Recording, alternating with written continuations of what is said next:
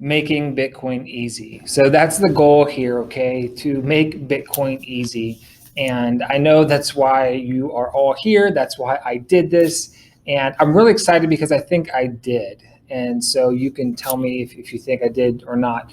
But this is a very, very, very hard question to answer. If this would have been easy to do, Bitcoin would have been made easy a long time ago. Everybody would have understood it and things would have been really different, but we're not. So again, my goal here is not to fully explain Bitcoin to every person. It's not to go into a deep technical dive into what Bitcoin is. It's to raise the bar of understanding from like right here with next to nothing, 0% of maybe an understanding to just like 3 to 5% or something like that, a little bit above zero. So everybody can have a base layer of understanding. And so that's what we're about to do. Okay. This really is the $1 million question. And that's why we're starting with it right after the My Bitcoin story, what we just finished, if you just finished watching that. And this is a really hard question to answer. Satoshi himself in one of his posts said it's a tricky, hard question to answer. But his stated goal, Satoshi's stated goal, was to use computer code to create a digital currency that improved e-commerce. He said he planned to do this by duplicating the many benefits of an in-person cash transaction, but online.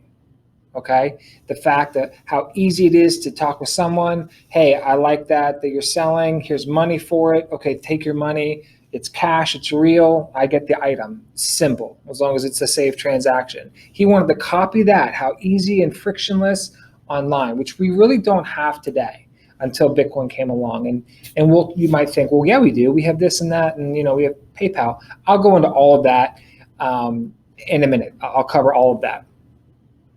So Satoshi did do this. He did accomplish his major goal of creating a digital currency that improved e-commerce. The benefits haven't been fully realized yet for e-commerce, and I'll go into that more in my, how is Bitcoin being used today.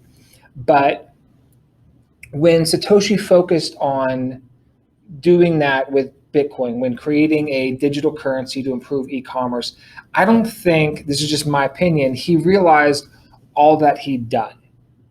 I really don't. I really don't think he already had in mind all the things that were going to happen. I don't believe he's from the future, because in creating the digital currency that he created world-changing, valuable things, not just Bitcoin. This is what makes it so difficult to answer the question, what is Bitcoin? Because it's not just what he intended for it to be.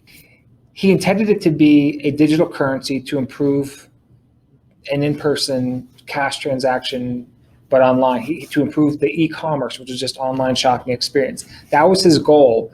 But what came from it was much bigger.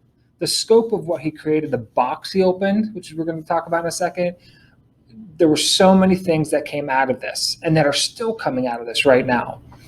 Bitcoin is many things, and there's nothing in human history that has a like comparison. How I'm going to describe this is first, in a way, a visual. I'm first going to describe Bitcoin as if you could visually see it with your own eyes, okay? And then I'm going to describe a little better of a visual. So I'm going to give two visuals. So the first example that I'm going to use is Bitcoin in a box. So to sum everything up, all of Bitcoin, if you were to take a box, let me get a box.